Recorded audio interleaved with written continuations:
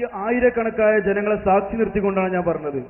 നേരത്തെ മുജാഹിദ് പ്രസ്ഥാനം ജിന്നുകളോട് സഹായം ചോദിക്കുന്ന ഒരു ടീമാണെന്ന് പച്ചക്കള്ളം ഇവിടുന്ന് അടിച്ചുവിട്ടുണ്ടായി. ഇതുവരെ ആയിട്ടും അൽ ഇസ്ലാഹ് കാണിക്കാൻ കഴിഞ്ഞിട്ടില്ല.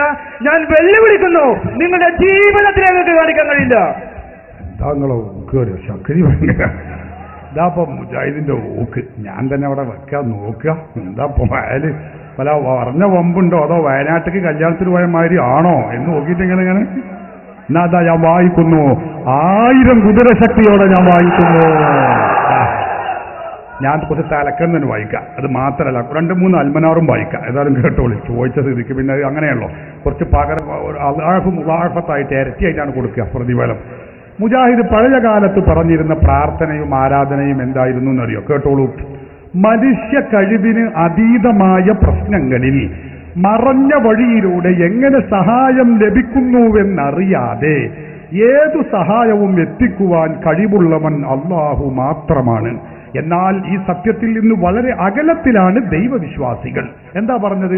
മനുഷ്യ കഴിവിന് അതീതമായ പ്രശ്നങ്ങളിൽ മറഞ്ഞ വഴിയിലൂടെ എന്തെങ്കിലും സഹായം ചെയ്യാൻ അല്ലാഹ്ക്കേ കഴിയുള്ളൂ, വേറൊരാൾക്കും കഴിയില്ല. അങ്ങനെ വേറൊരാൾക്കും കഴിയുമെന്ന് വിശ്വസിച്ചാലാണ് അവിടെ ശിർക്ക് വരിക എന്നാണ് ഈ അൽമനാറാണ് ഇത് അപ്പ പറഞ്ഞത്. നിങ്ങളെ ചോദ്യത്തിൽ അവർക്ക് എത്തുള്ളൂ. അൽമനാർ അതിൽ വിശദീകരിക്കുന്നു. പിന്നെ ഒരു അൽമനാറിൽ വിശദീകരിക്കുന്നു. അൽമനാർ 28 പേജ് 2005 ഒക്ടോബറിൽ വിവരിക്കുന്നു. എന്നാൽ സിദ്ധനെന്നു കരുതുന്ന ഒരു വ്യക്തിയുടെ സമീപം ചെന്ന് തന്റെ വിഷമതകൾ പറഞ്ഞ് സഹായിക്കണമേ എന്ന് പറഞ്ഞാൽ അത് പ്രാർത്ഥനയാണ്. കാരണം സിദ്ധൻ തന്നെ എങ്ങനെ സഹായിക്കുന്നുവെന്ന് അയാൾക്കറിയില്ലെങ്കിലും അതിനയാൾക്ക് കഴിവുണ്ടെന്ന് പ്രാർത്ഥിക്കുന്നവൻ വിശ്വസിക്കുന്നു. ഇത്തരത്തിലുള്ള വിശ്വാസം അള്ളാഹുവിനെ മാത്രം അർപ്പിക്കേണ്ടതാണ്. അത് തിരിച്ചാകുമ്പോൾ ശിർക്കാകുന്നു. ഇപ്പൊ എന്താ പറയുന്നത്?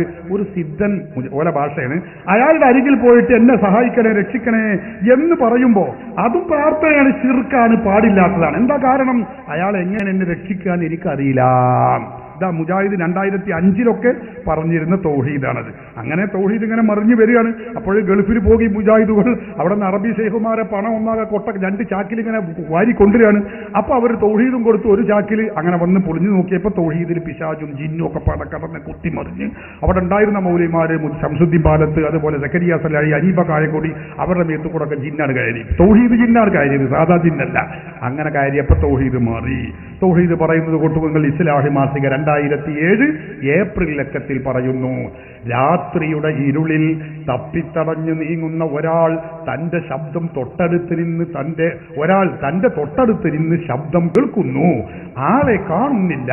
തന്റെ മുമ്പിലുള്ള ഈ ശബ്ദത്തിന്റെ ഉടമ ജിന്നായിരിക്കാം എന്ന വിശ്വാസത്തിൽ എന്നെ ഒന്ന് സഹായിക്കാമോ, ഒരു വെളിച്ചം തരാമോ എന്നാവശ്യപ്പെട്ടാൽ അത് അഭൗതികമോ കാര്യകാരണ ബന്ധത്തിന് അപ്പുറത്തുള്ളതോ അല്ലെങ്കിൽ സൃഷ്ടികളുടെ കഴിവിൽ പെടാത്തതോ തേടുകയല്ല, ആ സഹായാർത്ഥന ശിർക്കുമല്ല. നേരത്തെ പറഞ്ഞ എന്താ? ഒരു സിദ്ധന്റെ അടുത്ത് നേരിട്ട് പോയാണ് ആവശ്യപ്പെടുമ്പോഴും അയാൾ എങ്ങനെ നമ്മളെ സഹായിക്കാന്ന് അറിയില്ല, എന്നാലും അയാൾക്ക് എന്നെ സഹായിക്കാൻ കഴിയുമെന്ന് വിശ്വസിച്ചാൽ വരെ അത് ശിർക്കാണ് എന്നാ നേരത്തെ പറഞ്ഞ അൽമനാറിൽ. ഇപ്പൊ 2007 അറബികളുടെ പണകൾ കിട്ടിയപ്പോ തൗഹീദ് കിട്ട് മറിഞ്ഞിട്ട് പറഞ്ഞു, അങ്ങനെ ഒരു വെളിച്ചം തരാമോ, മുന്നിലുള്ളത് ജിന്നായിരിക്കാം എന്ന വിശ്വാസത്തിൽ. ജിന്നിനെ ഞാൻ കാണുന്നില്ലേ, അത് ജിന്നാണ്, ജിന്നാവാം അവിടെ ഉണ്ടാവുക, അതുകൊണ്ട് ഒരു വെളിച്ചം തരാമോ ജിന്നെ എന്ന് തേടിക്കൊണ്ട് ഒരാൾ പറഞ്ഞാൽ അത് ശിർക്കാവൂല. കഴിഞ്ഞില്ല. പകൽ വെളിച്ചത്തിൽ, ഇത് രാത്രി കേട്ടോ, പകലും മനുഷ്യന് പോണ്ടി വരുമല്ലോ. അപ്പോ സ്വാഭാവികമായും പകൽ വെളിച്ചത്തിൽ വിജനമായ മരുഭൂമിയിലൂടെ വഴിയറിയാതെ നടന്നു നീങ്ങുന്ന ഒരാൾ പരിസരത്ത് ആരെയും കാണുന്നില്ല. ഇവിടെ എന്റെ ശബ്ദം കേൾക്കുന്ന